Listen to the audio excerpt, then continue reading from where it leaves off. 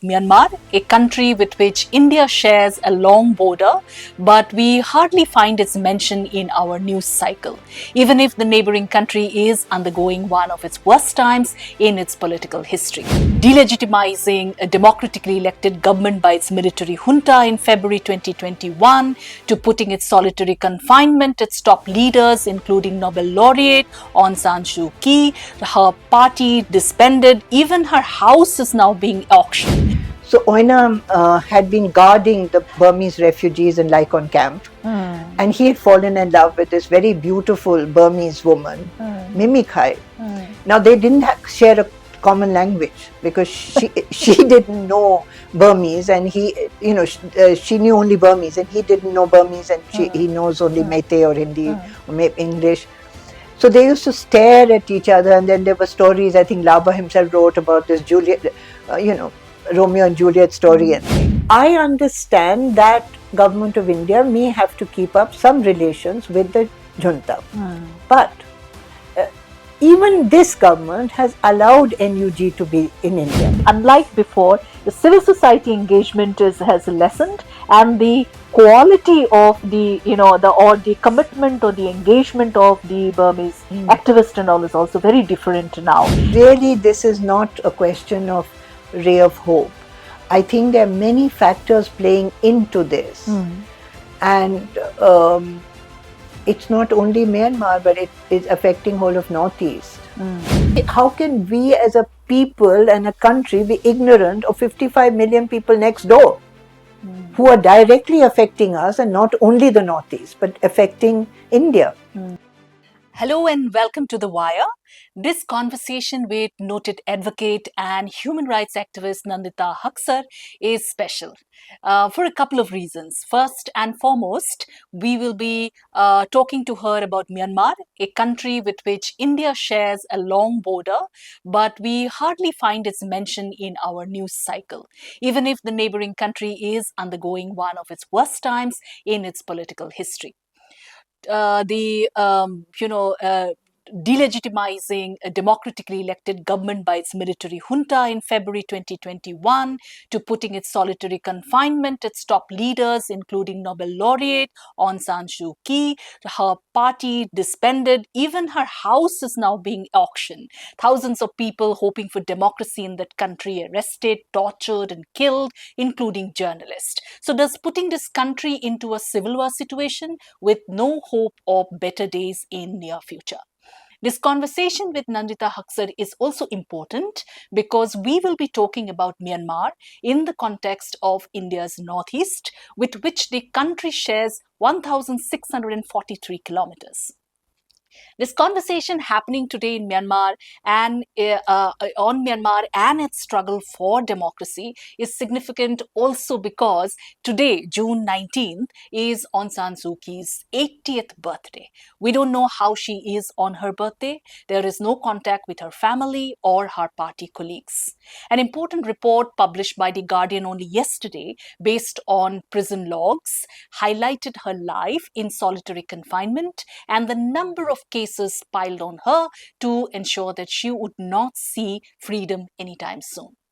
So one reason for having this conversation with Nandita Haksar is because she has been involved in what I can safely say legally safeguarding the rights of a number of disadvantaged people who had to flee to India, mainly through the northeastern states, and then reaching, of course, mainstream cities like Delhi, etc., where they can access any humanitarian aid offered by the United Nations.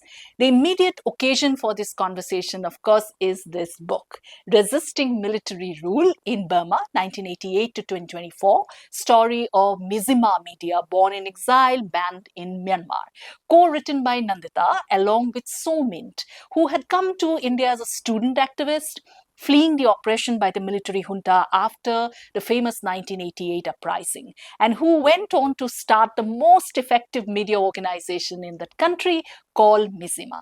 So today, if we need any credible information about what is going on in Myanmar, our one-stop source is Mizima News, even if it has been banned by the military. The book goes into detail about the why and how Mizima was born in India in exile and then went on to create history. So we will talk about that journey too in this conversation with Nandita. So, Nandita, welcome to this you. conversation or interview. And, I have a confession to make before we start this conversation. When when I got the book, I was thinking of reviewing it. And then I felt such an urge, as I was leafing through it, that I need to talk to its authors, because it's such a mine of information, and so I wanted to interview you and So together, but unfortunately He's traveling, so he told me that Auntie Nandita would be more than enough, which I agree. And that's why the interview. okay. So before I get on to talking about the book, I have a personal question, which is, as someone having come from the Northeast myself and having lived in Delhi for over 20 years, I see that even in the so-called aware circles, there is very little interest in the Northeast. I've seen this, even in our newsrooms, etc. Uh, but you have been. I won't be wrong if I say your entire life is and spent on Northeast. It's people not just legally standing up for them in the courts, but also standing with them in solidarity. You've been deeply involved with the Naga issue. You've written books. So that kind of thing. So what I my I'm meeting you for the first time, so my whole that's why this question: Why are you interested in us? That's nice. Well, actually, it's not really a choice that I consciously made. It was in 70s when I was in Jawaharlal Nehru University. Mm, And I must confess that, like most Indians, I felt that most of these people in Northeast were, asking for separation from India, and they were all mm, anti-national. I had mm, that view. mm, But in Nehru University, I met the first Nagas and Naga students, and heard from them many conversations, because they were Nagas from Manipur, they were Nagas from Nagaland. And of course, I had never heard of Nagas from Manipur. I had not heard of any of these things. I yeah. was totally ignorant. That was which year? That was 78, 79. 78, 79. Okay. And 79, when I was in JNU, the Naga students from Delhi and JNU, they were forming the Naga People's Human Rights Movement, NPMHR. Correct. So that is also when I got involved with the human rights movement. That was just after the emergency. So when I met the Nagas, I had been to, as an Indian Express correspondent, I was the first one to go to Arunachal, in not the Bombdilla site, which journalists had gone because of the 62 war, but in the areas which is bordering Assam and what is Khonsa. Beyond Tejpur. Yes, Khonsa Konsa, area. Konsa area, yes. So I had gone to Arunachal because my cousin was posted there, and it had just become Arunachal. We didn't have mobile, and I couldn't even phone. When I asked Western Court that Eastern Court, that was a phone exchange, please connect me to Anini, where my cousin was. They said, "Ye Hindustan mein nahi hai." And then I was like, "What?" And I said, "Okay, try Nifa," but I couldn't connect. They didn't know it. So it was a whole area, and I felt that I should know about it. I went in 74 to Arunachal, and I was really besotted by the people, because having been brought up in the town, I just liked the fact that there was a simplicity and a warmth and genuineness. So I was so taken up that I actually applied for a job as a teacher there. But I got the job, but I didn't take it up, let's say. So then that was 74. So Itanagar was just being built at that point. So it was a magical place. And I really thought the people and the place and the whole thing was absolutely amazing. But Nagas definitely I thought were anti-national till I met them. And I was not convinced necessarily of their political cause. But when I heard about the human rights atrocities, that I thought could not exist in a country which I want to call mine. So that is really how it started off. And I realized that although they were very smiling and welcoming, and I enjoyed their pork and rice and music, there was a world which was not open to me till much later. And that world, when I saw, and I would see people during those 80s insurgency in Manipur, 80 is NSCN had started their first ambush in Namthilok. But our friends who I knew, who were in JNU, their brother being tortured, someone else's mother tortured, mothers writing that please don't come home because there's danger. And that really upset me and disturbed me, that a mother should write to a child that do not come home because there's army rule. So these were the things which really disturbed me. So it was not necessarily the political cause which I took to immediately or understood, but human rights, I understood that this was wrong, and you can't torture people into accepting an idea. So 82, then there was the first fact finding of which my friend Ela, who was married to a Naga that time, we organized a women's team because we were in the women's movement, and it was led by Pramila Dandavate. And we went to the Naga areas of Manipur, which is what is now Ukhrul district now. There, the fact-finding team, when we came, there was a division, and they said it was anti-Indian to write against the army. And so 2 members did not sign that report. But Pramila Dandavate, Urmila Phadnis, myself, and Kirti Singh did sign it. And I must say that at that time, my father was Secretary to Prime Minister. He didn't object. He saw this is India, and we must criticize ourselves. So he did not object, and he supported the idea. In fact, he signed a statement and got some of his friends to sign a statement against Armed Forces Special Powers Act. So that is how my journey with Northeast began. And then the first case I took up was also of the Nagas and army rule. It challenged Armed Forces Special Powers Act. So maybe that was also an exposure to what army rule is.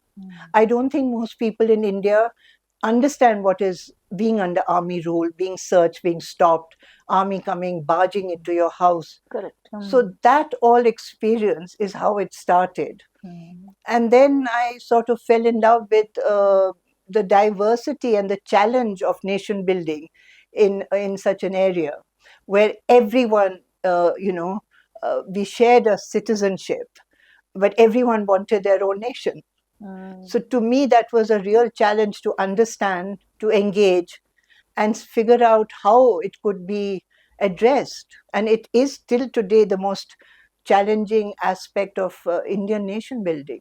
Absolutely, I fully agree. I mean, I'm a 70s, 80s kid having grown up in Assam. The reason that I came to Assam was to Delhi was because of insurgency. As I said, your friend's mother writing, "Don't come home."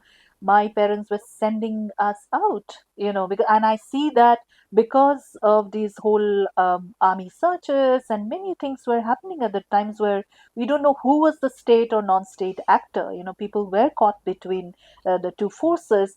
Yeah, I see that even among the young Kashmiri boys and girls who are now coming to mainstream India, not for nothing, because they want to have and lead a normal life of their education. So people, yes, I agree with you that having how life in a conflict areas, is very different if you see it from a distance. Even UPSPA, many things have changed now, and all thanks to a lot of people like you, having contributed for a long time, highlighting the ill effects of it, and so I actually want to, you had mentioned about taking up that case, the Naga case in Manipur, So that was your first case.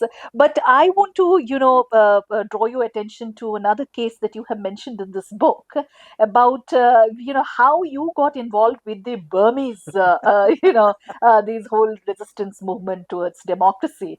So and I was surprised to learn that this was actually a love story. So I don't want to say anything to our viewers. I want you to tell our viewers what was that story and what is it now. I mean, what was the end result of it? Yeah, please.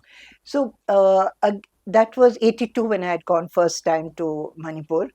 Then in 88, there was another raid by the Naga underground in Oinam, where the Naga underground had walked off with a huge amount of ammunition.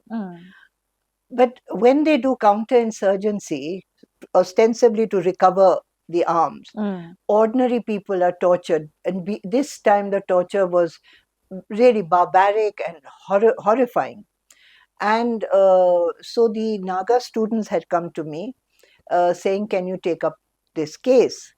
And I, because that first case, that 1982 case was still pending. There was no judgment, even by 88. And in fact, it didn't come till much, much later. So I thought it's better to go to Assam, where I would, in Guwahati High Court, I would get a better hearing. So that's why I went to Guwahati and then to for the case in There's connection. a Naga bench there. Yes. Even Nagaland, even today, doesn't have a high court, or Manipur Oh. now has a high court, but there was a Manipur bench also there Yes. in Assam for the So longest actually, period. it was just Guwahati High Court. There was no Ah, bench even. Yeah, oh, okay. Yeah. So then I went there and I filed the case, and I had to go to Manipur. That's another long story, but that's in that connection. So I was fighting the a case on behalf of Nagas in Manipur on army atrocity. So I was there in Manipur in 88. Now that's the insurgency of national uprising in Burma. Myanmar, yes. So it coincided with that. And I was there till 91. So at that point, a lot of student activists were crossing over the border from Mandalay and from Rangoon. And they were in, some of them were in refugee camps. They were called refugee camps. Some were in jail. But I was not really involved with that. I was, involved with my own case in the court. When a journalist, a Meitei journalist, Yemben Laba, he came and he brought a young, very handsome Meitei policeman called Oinam Chauba, who was looking very distraught. And at night, and he laughed and he said, well, this woman can now solve your problem. I said, what has happened? Because I'm normally used to torture cases, but this was looking quite different. So Oinam had been guarding the Burmese refugees in Laikon camp, and he had fallen in love with this very beautiful Burmese woman, Mimi Khai. Now they didn't share a common language because she didn't know Burmese, and he, she knew only Burmese, and he didn't know Burmese, and he knows only Meitei or Hindi or maybe English. So they used to stare at each other, and then there were stories. I think Laba himself wrote about this Juliet, Romeo and Juliet story and things. But I think the commander got a bit scared in case any untoward accident happened. So he posted Oinam to Tamenglong, which is the extreme corner of Manipur. Absolutely, yeah. But this woman was writing long letters to him. But apparently she was Muslim, so the parents, I don't think, approved of it. So he never got those letters. Anyway, I'd forgotten exactly how finally he found out. But meanwhile, they had tried to deport her. But she came back and she was in jail, in Impal jail. So when Oinam came, he left his job. I mean, he was just totally in love with this woman. And he said, what do I do? So I had not heard of refugee law. I had not heard of anything. It was just this powerful love story.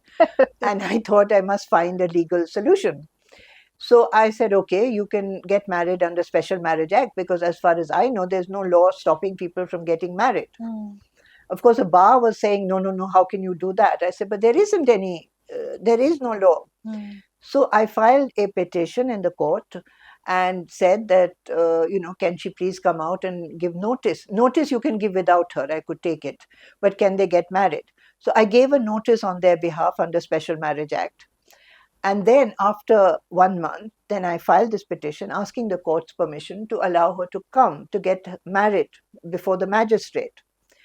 And you see, the atmosphere in Northeast and Manipur is so different because it's very informal in some ways. Yes. And the judge also said that, oh, Nandita, thank God you're not talking about torture. So they were also taken in with this love story. And all the entire court, the lawyers, the court clerks, everyone just came. That was our wedding guests. And Mimi Khai came looking radiant in her wedding dress which Oinam had reached to her, and they signed. And they, in fact, one of the witnesses was one of my juniors. In fact, he's a judge in the Supreme Court, and another one was there. So it was an amazing sight.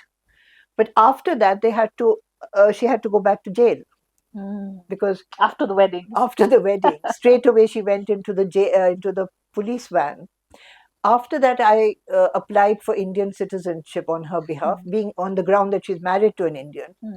And in the meanwhile, can she come out on bail? So the court was very, very happy to give her bail. So she came out. So when I went to see her first time, because everyone said that let's find out her side, because Oinam is obviously in love, but if she doesn't want it or she has any hesitation. So I went to the jail, and the jailer was a cookie. And it was very different times. And he was very happy. He said, yes, I don't think she should be in jail. Let's call her, let's ask her. So and she didn't know, as I said, any common language. So they called a student from Rangoon University, and he came to interpret. So I just had to mention Oinam, and she was like a withered flower who suddenly blossomed when I just mentioned his name. So then the jailer said, well, obviously she's in love, so we can let her go. And in the meanwhile, while interpreting, this student said that he's from Rangoon University and there are lots of students in the jail, and could I help them? So that's how I got involved. And I filed a case to take them to Delhi. Now, nobody had done any refugee law. We don't really study refugee law very seriously. Luckily, I had what are called kunji or key books, which we learned for exams.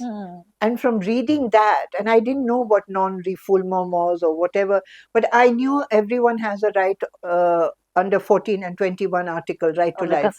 So I used my constitutional law and argued. And I set the precedence for refugee law without realizing it. What a lovely story. It started with the love story, and your love story with Myanmar continues, Yes. Yeah, this is amazing. And so you had played that role, those people, those young students, because of the uprising, it was basically led by the students, and they had to flee the military junta, and they entered Northeast India, that side.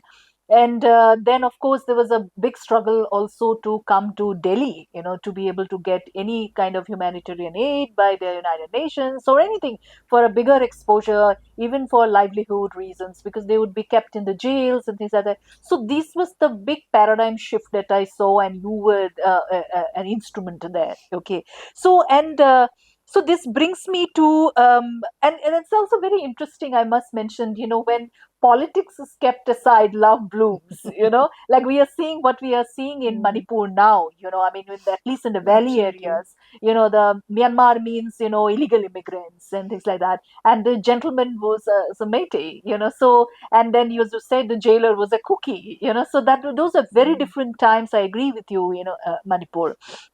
So I want to now ask you about your introduction to Somint as one such student, and it's also, believe it or not, through a plane hijacked case, if I'm not mistaken. So can you just recall those times? What happened? How you met? And what happened to the case finally? Okay. So this first student that I met, his name was Boji, and he was from Rangoon Institute of Technology. But I did find out that government of India did not give refugee status or did not encourage them to seek even help from UNHCR. This was 80s. 89, 90. That is a long, it's part of India's policy of not recognizing or not being party to the refugee convention and not recognizing people refugees from neighboring areas.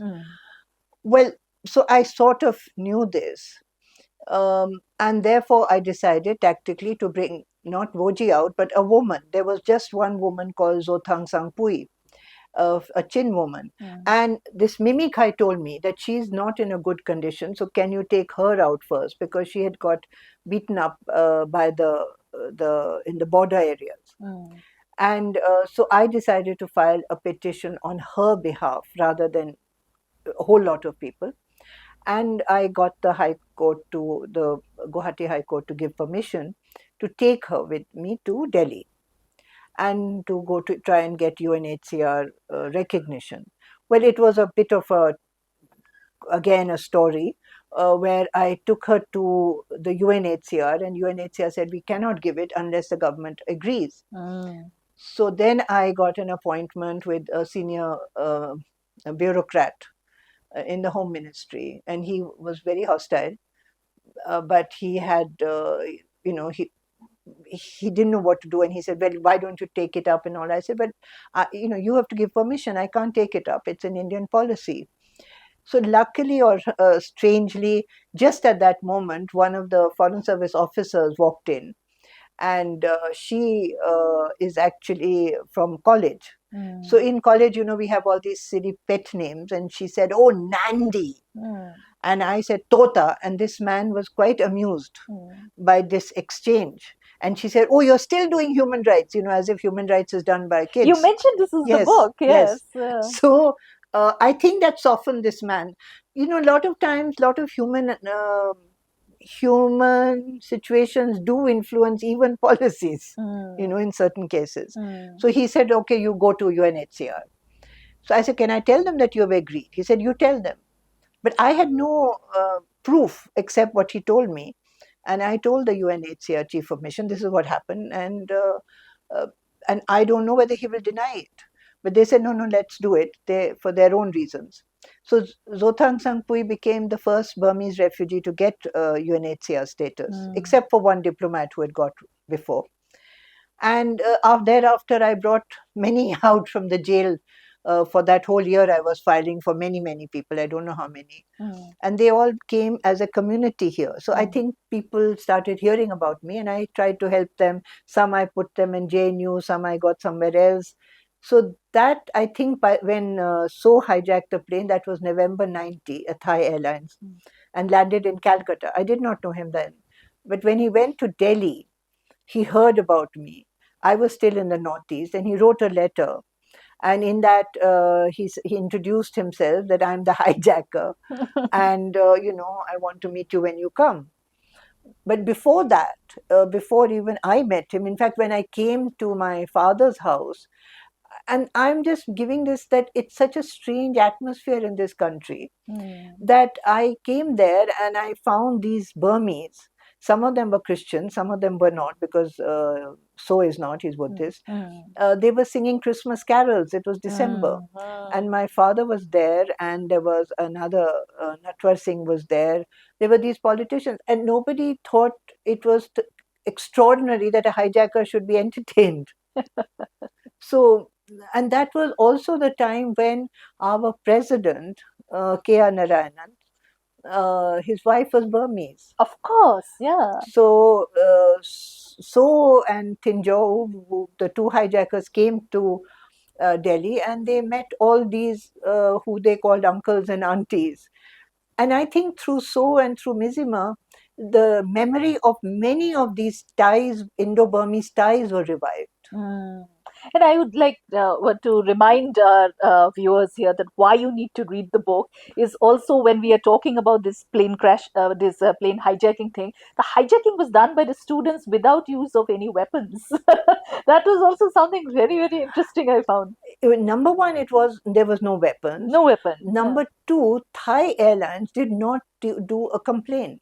Yeah, they didn't. They identified with the issue. And the passengers, even more so, that none of them complained. And there's a story which I have written in this book, which I found, which actually So didn't tell me, is that the air hostess really felt, a Thai air hostess, she really identified with them. And every year at that day, she prays for them. She prayed for them all these years. And the case took quite a while for it to... Yeah, the case, in fact, what happened is that when he was, they put him in jail in Calcutta, They treated him very well. They initially put him, I think, them in a guest house. They took treated them to the them guest well. house Yeah. and they allowed them to have a press conference. Mm. And they had never seen a Bengali press conference where everyone spoke at the same time. So they said, we just kept saying that we want Aung San Suu Kyi free because they also didn't know English very well. Mm. And then they, She was in solitary confinement, she was like in the house house arrest. arrest. House arrest, yes. So after that, they put them in jail, and then Than Nu, who was Unu's daughter, the first prime minister of Burma, she was heading the Burmese section of AIR. Mm. She did a campaign and got 30 MPs, members of Indian Parliament, to sign for these refugees to be released on bail. Mm. So they were released on bail. Mm. So for 12 years, they were, This case went on. they had to keep going for presence and whatever, but the case went on. After that, I think 2002, they were, by that time, I think Thinjau had left India, but Somit was here. He didn't want to escape. He said he had done a political act and he wasn't going to deny it. And so he decided to stand trial. And I had confidence, I have no idea why, that we could get him out. Maybe partly because it was West Bengal, there was a field for Bengalis. Also, it was CPM, which had a field for political act. They saw it as a political act. So for many of the reasons, and in fact, when I was arguing this case, the other side lawyer was actually almost taking my dialogue and saying he is a freedom fighter and he's like Khudi Ram and he should be released. And I said, okay, now he's done my bit. So he got acquitted. So in 2003, he got acquitted. Got acquitted. Okay. So, and that's why this book needs to be read, not just, though it's written in a very diary format, everyone comes at a certain point and talk about how they played into, how they, what was their role in the whole thing. But there is, I see, a constant narrative that actually is about this whole long struggle of Burma and the Burmese people for democracy, which is yet to be gained. So that's why I think the book is such an important piece of work. And you had opened your home to these students, like Somit and so many others, and. And in fact, you just told me, before we started this interview, that you were relegated to one room in this house, and in this very room, Mizima was formed, in exile. And then so those were like very important personal contribution to this big fight for democracy in our neighborhood. But I also want to bring in another personality, here, who also had opened his home. That was our former defense minister, George Fernandez, and so his home was also ultimately like that, giving a kind of a refuge to students like this, like So and others. So, he's no more. I want to hear from you. How do you look back those times? How do you want to remember him, vis-a-vis this whole Burmese cause? And you asked about George because, you see, there's a political side to these things. There's my politics of why I wish to support them. There was George's politics. Maybe we didn't agree. But I think he was also a maverick. And he was, he was a trade union leader. He was revolutionary. Had lived that life. And he had a totally different background from the normal ministers. So in a way, same way in the West Bengal, because they were from a political background, so they didn't think that hijacking was such a, they weren't taken, they weren't shocked by it. They were amused by it. They were sort of happy with it in a sense that what a kid, and looked upon it as a student activist. So George Fernandez got to know these students, and not only the students, he got to know some of these refugees who were villagers. And then among them there was a painter. So he had come from Mandalay. And I never thought of it because I'm not an artist. He hadn't been able to buy paint and canvas and whatever. So then some of these students said, Auntie, he can paint your house and we'll paint your house. And I said, okay, I'll give you the money like I would have given. So I gave them the normal commercial rate. That money was given to the artist to buy paint and canvas and all this. Meanwhile, he was staying in one time. You see, George Fernandez Luton's bungalow had many rooms. You know, there Yes, were yes. 2 office rooms and about 11 servants' quarters at the back. His own house was, it looks big, but there are only 2 or 3 bedrooms. So he had given one room to this artist. And at that point of time, one office was given to the Burmese Students' League, who were bringing out a magazine Correct, called yeah. Fist. Now, this artist started painting. He had around 30, 40 paintings. So he didn't know where to put them. So they were hung all over George Fernandez. First, it was a veranda. Then it was his inside office because the outside office had been taken over by Burmese. And then there was a small toilet outside, which I'm not sure whether they even asked permission, but they converted that into a studio. So, you know, George didn't really care because the whole thing was full of these, and food was being cooked in his, in the garden. And then I think some security guy or something said, you know, what is this and all. So he was angry with them, said, you know, these are refugees. You have to look after, you know, you can't throw them out. And in that anger, he picked up the gate and threw it. So there Yeah, was no so gate. that's one defense minister India had who didn't even have a gate. Yes. Yeah. So that's why he threw out the gate. And then once I think the British ambassador's wife presented a what is it called, ping pong table tennis table. Now it's a big table and you don't know where to put it. Without thinking, they put it right outside his bedroom. Now, as it is, this man is working. You know, he's India's defense minister the whole night, and these are all insomniac. These are refugees who are anxious, full of stress, and they're playing tuck tuck tuck. So Jaya Jaitley, who was there, the secretary of the HMKP, and she said, you know, please can you remove this at least and let George sleep. So, you know, there was this, it was amazing the way that George allowed them to be there and they remember him till the very end. And even when he lost his memory and he had Alzheimer's, they would go to him and they would celebrate his birthday and he would smile. So there was some memory left of Of this. those days, yeah. And this book has that also about this ping pong thing and so much else, and it's almost, that's what it like, it's like a kind of a times that were, and like what we see is like the whole New Delhi stance today, even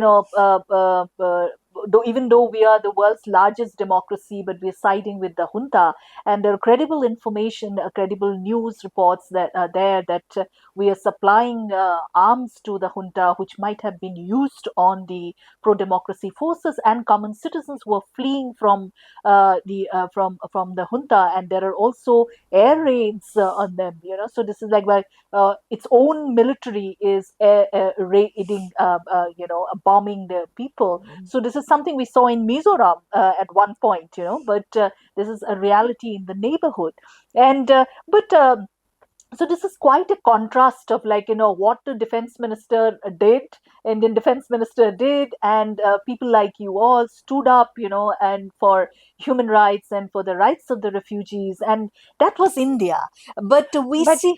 may I say Hmm, one thing? hmm, I think what I learned from this experience was that, as you said, on one hand are the refugees, hmm. the other hand is the government, Yes. and the third hand is the civil society, Hmm, of which I belong. Now, if we see the relationship of all the three, Government of India has taken a stand of being pro-junta through from that time to today. I understand the reason that they cannot not take the stand, because today, if I'm saying for today's hmm, hmm, situation, last time we can discuss that, but today there is no other leader. That Aung San Suu Kyi is in jail, absolutely. and NUG will not produce one leader One who's later. acceptable. So I understand that Government of India may have to keep up some relations with the junta, Hmm. but uh, even this government has allowed NUG to be in India. Correct. There are so many, all these top leaders also in Mizoram, Mizoram, but isn't it? also in Delhi. In Delhi, yes. But the civil society has not played that role. Mm. So when we were when at that point of time, the good thing was that the NLD leader here in Delhi, Dr. Sinman, he was much more active also. Mm. He was a doctor by profession and he was active, and the students were also active. So the character of the 8888 activists was very different from today. These refugees are not bringing out any political, and they are very divided in terms of Chin and Burman and whatever. So the character of the refugees who are coming is different.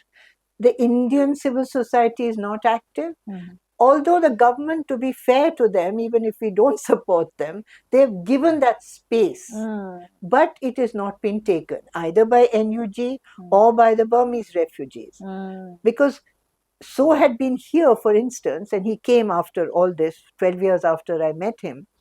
He said, because Mizima has always been part of the democratic movement Mm. while maintaining professional journalistic standards. So said, we must send humanitarian aid.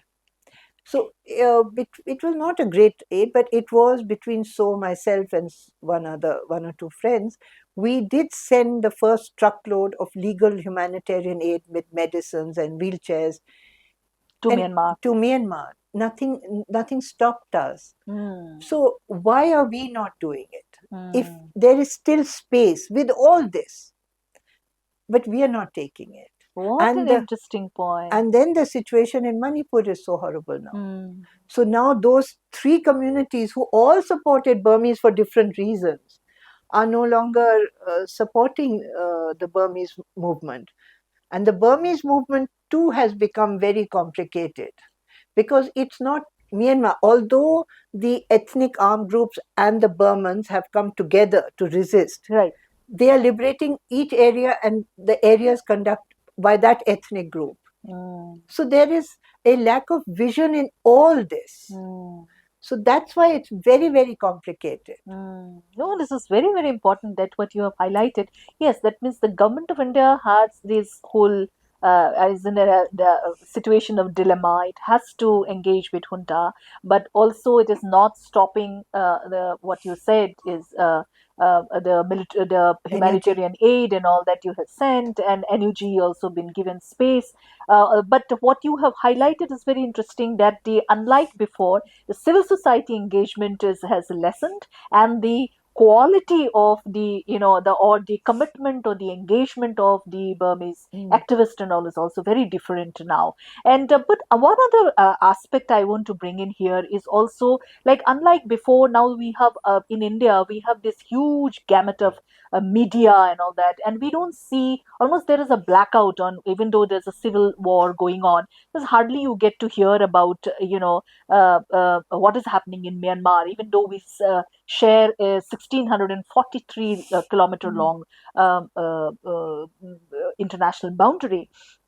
So, but I want to take you back to 2012 when Aung San Suu Kyi came to India, to Delhi, and you were there. And so you mentioned in one of the chapters here that when she came, she gave interviews to a lot of these media organizations in New Delhi, and every interview she was asked about her LSR days, because her mother was an ambassador here, and so she went to LSR there, and also talked about, you well actually said about this whole patronizing thing, that her father was given a quote by Nehru and things like that. So, but you also mentioned in that chapter certain things that were not asked to her, which Indian media could have asked had they been aware, and there you mentioned about the condition of the Indian Burmese, the Indians who are in Burma, stateless. So, and you went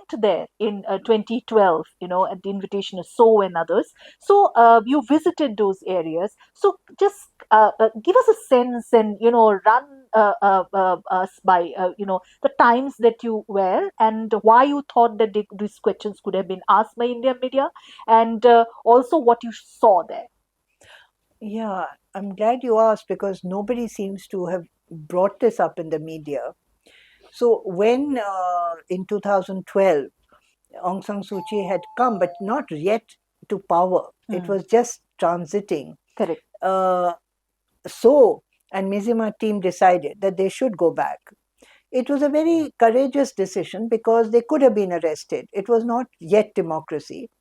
And they went illegally because they went on Indian passports. They no longer had Myanmar passports.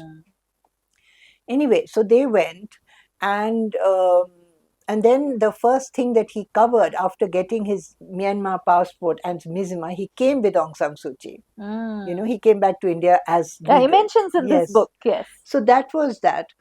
But you see, this book is dedicated to Aung San Suu Kyi. Right. And we say in the dedication that both of us, in our different ways, don't agree with many things that she did. And we have been critical of her. But she has that uh, charismatic power, the sacrifices that she made, is that she was a very powerful figure for millions of people in Burma. So when she comes as a leader, having gone through all this suffering, you have Indian media and very, I would say normally not the worst part of it, even the liberal media. I think partly they were having a guilt trip because they felt that India had not supported uh, her. But what is India? I'm India supporting Aung San Suu Kyi. You are India supporting Aung San Suu Kyi. We cannot identify ourselves with government.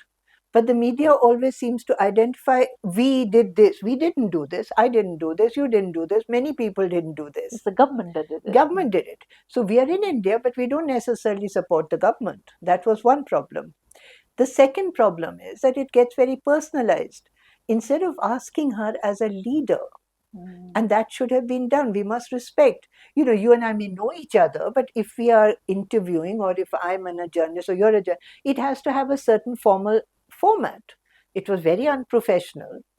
And I must say, I cringed at the thought that senior journalists were asking her, and what did you think that Nehru lent your father old coat? I thought that was really cheap. But more than that, the question you asked about the Indians in Burma. Now, one of the disagreements which we have politically with Aung San Suu Kyi is her lack of vision of including all these ethnic minorities. And in that comes the 200,000 Indian Burmese who are in the Ziawadi area. Now, these are mostly Bihari. Now, in 62, when Nevin took over, it was a Burmaization program. Correct, yeah. And in that process, Indians lost their citizenship. So by the same law that Rohingyas lost. So that was never put at all to her, that what do you think about them? They're still stateless and they have no powers. So that and such a large number of yes. people. And these were just one concentration. There were many others. And they had been deprived of all their rights. And I'm sorry to say, but the only people who stood by them was the RSS, who took up their cause and helped them throughout. And it was a Burmese RSS and the Indian RSS. So these are the issues which they didn't bother to know, because if they had asked, they could have been told. And I knew about this because So's mother comes from the Ziawati area. So when I went, going back to Burma, he sent my husband and me a ticket saying, please come to Myanmar. So we went to Myanmar, and then he showed me around. So we went to his mother's area. I met his mother, and we went to Ziawadi. Ziawadi also is the area where the Indian National Army took INA took shelter, and Captain Lakshmi Sehgal was there. That's why she supported So's. She did, yes. Yeah. So these were the connections. But this 200,000 Burmese Indians, mostly Biharis, they were left, and we saw their conditions, and we saw how they were, they were under the influence of RSS. and they were grateful to them because nobody had taken Nobody up had their reached out. cause. Not even the government of India. Not at all. Not at all. Yeah, so it's amazing. And you also mentioned in the book that there is no real figure how many of them are there, but then government of India thing, like there's an Indian embassy thing says that about 25 lakhs or so are there, which is a huge number. Yes. And we don't even talk about them in the Indian media No. or anywhere. It's not there in the narrative. Yeah, we are talking about Rohingyas and others, but this is also something that it's complete blackout. Yeah, that's Absolutely. the reason I actually brought this up. There's something that we don't even talk No, about. it's a It's so very distant. important It's issue. so distant. Yeah, yeah. And the other thing, during that 2012 trip, you had gone to when you gone to Myanmar, you visited Bahadur Shah Zafar's burial site in Rangoon. And then you mentioned that even so and others, they had no clue that the last Mughal emperor was actually buried in Rangoon. And then you also highlight that the last Burmese king was actually, he spent his last few years in Ratnagiri and was buried there, and there's a palace and all that overlooking the Arabian Sea and things like that. So, that made me think that this whole India Myanmar relations, I mean, like if you look at, say, like independent India, like I was just thinking about my own story. My own grandfather used to practice in the Rangoon court, and he was jailed also there, and he had fought for the Rani Gaindalu when Oh, he was, yeah, and she was arrested. He was her lawyer, and he was arrested too, and by the British. Can you imagine? I mean, the lawyer oh, was also arrested and put in jail. So those kind of things, we had those relations. And then of course the Burmese ruled Assam, which is a greater Assam, and now there are so many other northeastern states which would say that we were also ruled by Burma, and Manipur. And then when we had the Yandabu Treaty 1826, by dint of which the British came to the northeast. And that treaty also, as per that treaty, even the Rakhine state was also taken by the Burmese, by the British. So the interlinking was rather strong. But over the years, we see that this delinking has happened. How do we go back to that? I mean, how do you remember now? How do you go back to this whole remembrance kind of thing? Do you think about that? I do, but I don't come from that Yes, tradition. yes. So I was as ignorant as everyone else Mm. about Myanmar. It's only through my association with Northeast and the people of Northeast that I understood these links. And I was actually surprised, like when you said Burmese rule paths. Now, when I went to Manipur, I said, why do the Assamese and the Meiteis, especially these, why do they like the Burmese so much? Because they ruled over them. But because there was no caste at that time. Their homes before they became Hinduized, there was no caste. So there is they were happy memories of those days. They were not like this type of memories. But again, it's all to do with the Northeast. Those memories, that history, has nothing to do with us in sitting in Delhi. Mm, And us means I, not only the capital being the government, but I am from Delhi. mm, So, and I think it was mainly because of so that I got to know these connections. And to me, the connection is today that we have those memories. They're very precious. They're important, but there are new memories today, and we should.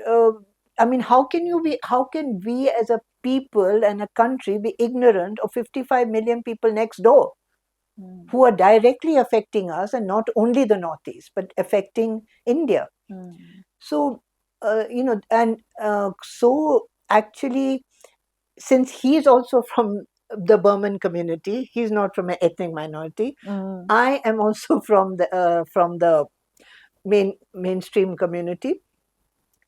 Both of us actually had a very interesting. I think in this book it sort of comes out a little bit. Is that I was already aware of the Northeast and changing my uh, attitudes towards the Northeast and realizing the injustice to the people in Northeast. But he had taken shelter in Karen State, but he didn't really feel for the ethnic because he was still, and he says Yes, so, he which mentions is in the very book. honest of. It's a very honest account. Hmm.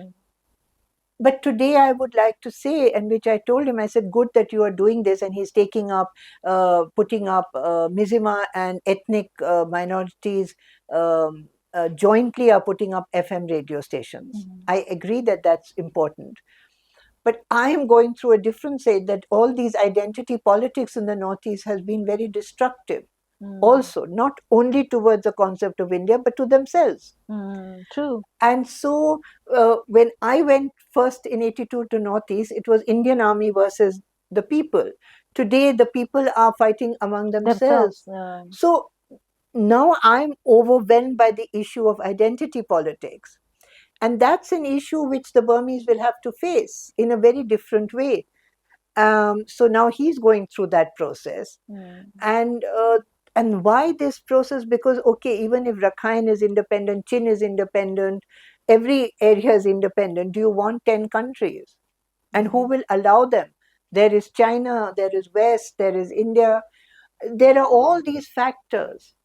So that's why, I think a very good civic dialogue between the people of Burma and India, or Myanmar and India, on these issues.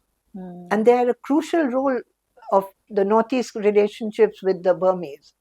But that's not the only role. I think Myanmar, India has to be worked out first. True. But True. Like what you said about this whole Burmese rule in Manipur and in Assam and all that. There was a big conflict also with the Burmese. yes, Like a lot of people had to flee, and many people were taken as slaves. Who, like, even from my own areas and things like that. So those things are also there. And then there was also Ahom the daughters, taken. given in marriage, and those things were also there, even Manipur. So those things were there. So yeah, that relationship existed, and it was of course a power game also. And but yeah, you were right that we have not seen what we have seen now unfolding in Manipur. It was like a very different kind of a thing that we are seeing. So but this book is there's so much to talk about, and in one conversation, in one interview, can't do justice to this book. So I request everybody to please go buy a copy, read it, and understand. And but I want to finish it by asking you, do you see any ray of hope for democracy in Myanmar? You see, politically, I'm committed to seeing positive side of things. But really, this is not a question of ray of hope. I think there are many factors playing into this. And it's not only Myanmar, but it is affecting whole of Northeast. And there was a discussion on this book at IIC, and some senior military official. He was saying how Indian Army is losing control over its borders. So I think that this answer is related to democracy in India. So it is something which is so complex, and I don't like calling things complex. I used to see things very black and white and but this is. And with the level of arms, Yes. the sophisticated arms on both sides of the insurgents, the Burmese insurgents, the Chin insurgents, the Arakan insurgents, and our side, that I don't see a solution which will bring peace and democracy in any time soon. So in this time, I think so and I felt that a book is necessary. Sometimes it doesn't matter. Sometimes you just write for the pleasure. But this was written as an intervention at this age, that so that we can all have, so to make a ground for dialogue, to understand this. Because in writing this book, I understood a little bit about my country, and I think he understood a little bit about his country. And he could have got a good the publisher was good, but he could have got someone with giving more money or better publicity or whatever. But he chose to do it in India. And we chose this so that we could put these, and very honestly, he has put the problem both of independent media and nation building in Myanmar. So I think that I hope that others like you have been able to see the complexity. It's, I think, easy reading, but there are a lot of complex problems. Absolutely. Yes. So I hope people do see that. And we have some dialogues, and he's here sometimes. He can, and he can be available so that he can explain more in depth on what are the challenges in Burma. Correct. Yeah, because see, we have not talked much about the whole Mizima story, and because that I feel that so is perfect to talk about it. Or if you or if you read the book, you know, it talks about this whole journey, and even after the military has banned it, how they have actually continued to give Actually, So information. is not a good person to talk. You see, and why? Because as I've said in there that, and I think you'll appreciate it, that the Burmese temperament is something like the Northeast, in which, you know, it's all told like a joke and made light of. So you don't see how seriously. So, you know, they don't, the non-Burmese or non-people from Northeast don't understand. So there's a photograph of him standing outside his Mizima office with a 3-finger salute, and he's smiling. So if you don't know the culture, you don't know what heartbreak problem that is, that he has stage 4 cancer, and he's giving up something that he's built up over 12 years, and he knows he's not coming back. So I think sometimes I feel that I'm better at telling the story of the courage and audacity of this dream of his to have an independent media and to keep going. So I think that Mizima is a real inspiration for people in our country who are already giving up. And yet, yes, there are independent media here who, like Wire or Scroll or some others, who are struggling. But their struggle was different and horrifying. I mean, you know, to be suddenly left everything the second time round, go into the jungle. So I think that media story needs to be told by someone who will, he will not say that he's very courageous. He will not talk about himself. I'm glad I asked you this, you know, because when I was going through his whole story of how Mizima was born, and then, as you mentioned, it was a very courageous thing for them to go back to Myanmar during the transition period. They could have been easily arrested, and the whole thing would have been over. But they did go, and then they spread themselves, and now they have reporters in multiple areas where they could send out information by even though junta has banned Mizima, and for a reason only they've been banned, because they were giving out the truth. They were sending out the stories Actually, of truth. there's one small incident. Lost touch with him, and when this coup took place, I wasn't sure what to do. So finally, he sent an email that I'm okay. So then I thought I should interview him and write about it. So I sent a message, and it was very difficult in those days. I got through to him, and I said, "Can I interview you?" So I've quoted that email in the book, in which he says, "Auntie, can you just wait, because I think the bombers are going to bomb us." Now that very, very understated, like the British understatement, you know. So they had to actually pick up their cameras and equipment and run across the river to save themselves. And the only notice they got of a potential bombing, aerial bombing, was the sound of a plane coming. My God. So, you know, they do not convey to people because it's not in their culture to be dramatic and to tell. So I keep telling people that I'm the one who can tell this story, because they just don't do it. It's just They just not do them. their job. Yes, they do their job. Yeah. And when they're not doing their job, they laugh, they joke, they tell. And I've quoted, it's not only my observation, it's observation of many people about this culture. So, and which makes them resilient. That's the resilience that you get from this. Yeah, exactly. I mean, this whole warmth and the courage that and that whole act of courage and I must call it brave also. That all comes through in the book. Though the words are simple, but it's not at all a simple story, and it is actually a kind of a history book, I would say. Where if people are who are interested and can read. So I'll have to end the conversation here, but not without giving a message to our viewers that not for nothing do people say, know thy neighbor. So and if you want to know your neighbor, and because you cannot change your neighbor, so you have to know your neighbor, then this is, I think, perhaps the book that you need to hold and go through it, read it, enjoy it, and leave your comments. Thank you.